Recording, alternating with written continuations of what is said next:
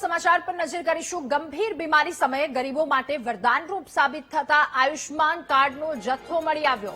અંકલેશ્વરની આ વાત છે। અંકલેશ્વરના અંસાર માર્કેટ પાસે ગાર્બેજની સાથે આયુષ્માન કાર્ડનો જથ્થો મળી આવ્યો। સુરતના લાભાર્થીઓનો આયુષ્માન કાર્ડના જથ્થાને જાહેરમાં ફેંકી દેવામાં આવ્યો।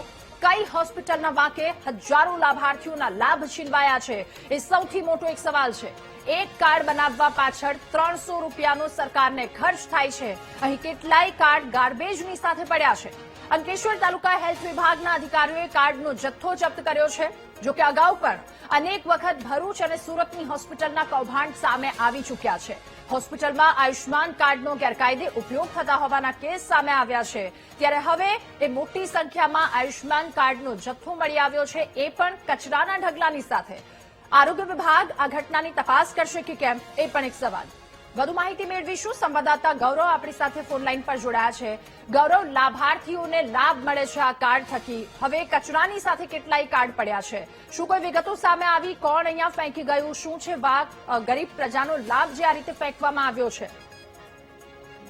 જી, જિલ્લા તાલુકા મેડિકલ ઓફિસર દ્વારા આ ઘટનાની જાણ થતાં તેમના એક્શન મોડમાં આવ્યા હતા અને ત્યારબાદ આ ઘટનાની તપાસ ચાલુ કરી હતી અને જિલ્લા તંત્ર અધિકારી, હેલ્થ અધિકારીએ પણ આ બાબતે ઉચ્ચ તપાસ હાથ ધરી છે અને સતત 2 ટીમો બનાવી આ બાબતમાં સ્થળ નિરીક્ષણ અને આવ્યા ક્યાંથી છે આયુષ્માન કાર્ડ તેની તપાસ હાથ ધરી છે।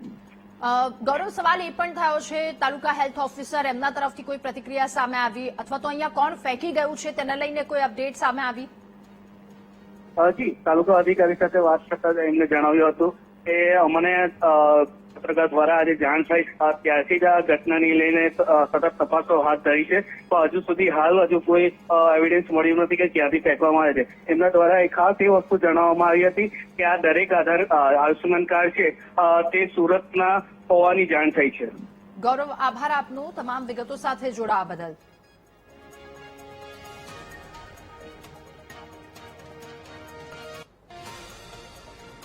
અને આ જ મુદ્દે આપણી સાથે અંકલેશ્વરના તાલુકા હેલ્થ ઓફિસર ડોક્ટર સુશાંત કોથળવાલા જોડાયા છે। ડોક્ટર સુશાંત, આપનું ખૂબ સ્વાગત છે વીટીવી ન્યૂઝમાં। જે એક જથ્થો મળી આવ્યો છે અંકલેશ્વરમાં ગાર્બેજની સાથે આયુષ્માન કાર્ડ, આના પર પહેલી પ્રતિક્રિયા શું કોઈ અપડેટ સામે આવી છે? આ જથ્થો કોણ ફેંકી ગયું છે? શું છે સત્ય આ કાર્ડ પાછળનું? આયુષ્માન કાર્ડ જે અંસાર માર્કેટ પાસે ફેંકવામાં આવેલા છે, એ આયુષ્માન કાર્ડની અમને જેવી જાણ થઈ એવી અમે અમારા કબજામાં લઈને હાલમાં તો અત્યારે આપણે મુખ્ય જિલ્લા આરોગ્ય અધિકારી, જિલ્લા પંચાયતમાં અમે સબમિટ કરાવેલા છે। હવે એ કાર્ડ જે છે એ કાર્ડ ક્યાંથી નીકળ્યા છે અને અહીં કઈ રીતે પહોંચ્યા એની વિસ્તૃત જે માહિતી અને તપાસ છે એ ઉપલી લેવલથી થાય એવી શક્યતા છે, કારણ કે આપણા લેવલથી એ કાર્ડ કોના છે અને ક્યાંથી બન્યા છે એ માહિતી તાલુકા કક્ષાએથી મળી શકે એવું થતું નથી, જેથી કરીને અમે એની માહિતી એકત્રિત કરીને ઉપર જિલ્લા પંચાયત ભરૂચ ખાતે આ તમામ કાર્ડને સુપ્રત કરેલ છે। ઓકે ડોક્ટર સુશાંત, સવાલ એ પણ થઈ રહ્યો છે કે જે કાર્ડ છે તો શું કાર્ડ પરથી કોઈ અંદાજ લગાવી શકાય કે આ લિંક ક્યાંની છે, મતલબ ક્યાંથી નીકળ્યા હોઈ શકે? અને આ મામલે આપે કોઈ ફરિયાદ નોંધાવી, કોઈ કાયદાકીય કાર્યવાહી?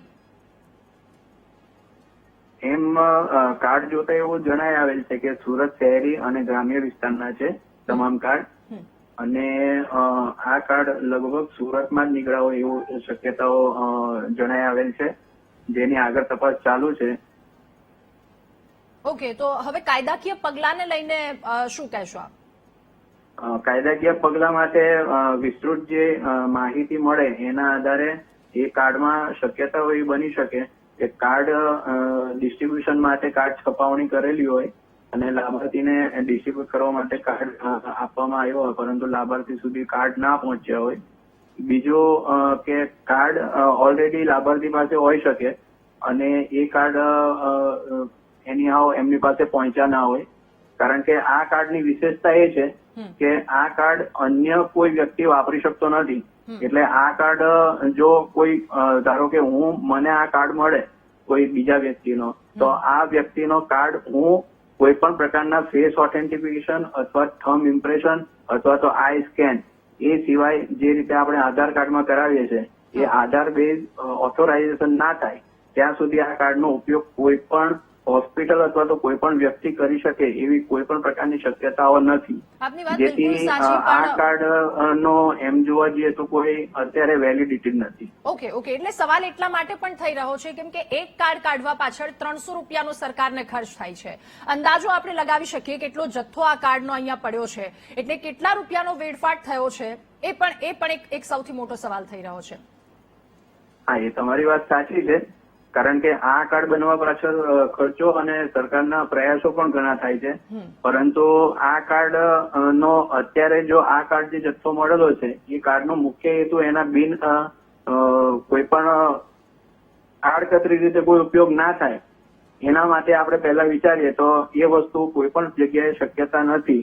અને આ કાર્ડ જે ફિઝિકલ ફોર્મમાં મળેલા છે તો એ ફિઝિકલ ફોર્મમાં હું આપને જણાવી દઉં કે જેના પણ કાર્ડ બન્યા હોય એના ઓનલાઈન કાર્ડની ડિટેલ એમના આધાર કાર્ડ આધારે પણ એમને મળી શકે છે. અને આધાર કાર્ડ જો એમને ખબર હોય તો એ કોઈ પણ હોસ્પિટલમાં જાય તો એમને પોતાનો આધાર કાર્ડ બેઝ પોતાનો આયુષ્માન કાર્ડ પર સારવાર મળી શકે છે. ઓકે ડોક્ટર સુશાંત, આશા છે કે ફિઝિકલ ફોર્મમાં જે મળેલા છે તો એ ફિઝિકલ ફોર્મમાં જે કાર્ડ મળેલા છે અમે ઉપલી કક્ષાએ મોકલીએ છીએ અને એ ઉપલી કક્ષાએથી જે પણ કાર્યવાહી થશે એ મુજબ આગળ. બિલકુલ આશા છે કે પ્રામાણિક, જી ડોક્ટર, આશા છે કે પ્રામાણિક અને ઊંડી તપાસ આ કેસમાં થાય. આભાર આપનો અમારી સાથે જોડાવા બદલ.